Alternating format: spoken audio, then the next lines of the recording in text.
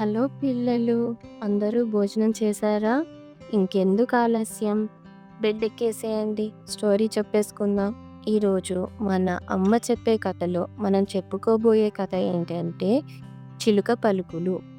ఒక అడవిలో రావి చెట్టుపై చిలుక తన ఇద్దరు పిల్లలతో ఉండేది. ఒకరోజు పెద్ద గాలివాన రావడంతో చిలుక గూడు కింద పడిపోయింది. తల్లి చిలుక చనిపోయింది. అటుగా వెళ్తున్న ఒక వేటగాడికి ఒక చిలుక పిల్ల దొరికింది. అతను తనతో పాటు ఆ చిలుక పిల్లను తీసుకెళ్ళిపోయాడు. మరొక పిల్ల సమీపంలోని ముని ఆశ్రమంలో పడింది. ఆ చిలుక పిల్లను మునిపాలకులు చేరదీశారు. కొంతకాలానికి అవి పెద్దయ్యాయి.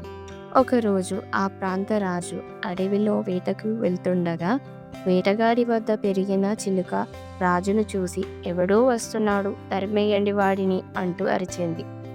రాజుకు ఆ చిలుకపై అసహ్యం వేసి ముందుకు కదిలాడు. కొంత దూరం వెళ్ళేసరికి ముని ఆశ్రమం కనిపించింది.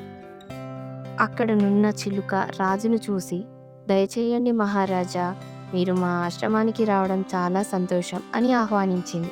అప్పుడు రాజు, "ఈ రెండు చిలుకలు చూడటానికి ఒకేలా ఉన్నాయి, కానీ వీటి స్వభావంలో ఎంత వ్యత్యాసం ఉంది" అని అన్నాడు. దానికి ఆ చిలుక, "వాడు నా తమ్ముడే మహారాజా, వేటగాడి వద్ద పెరగడం వల్ల అలా మారిపోయాడని" చెప్పింది.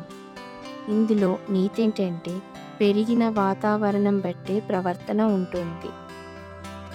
కథ బాగా నచ్చిందా పిల్లలు? అయితే లైక్ చేయండి, సబ్స్క్రైబ్ చేయండి. Good night.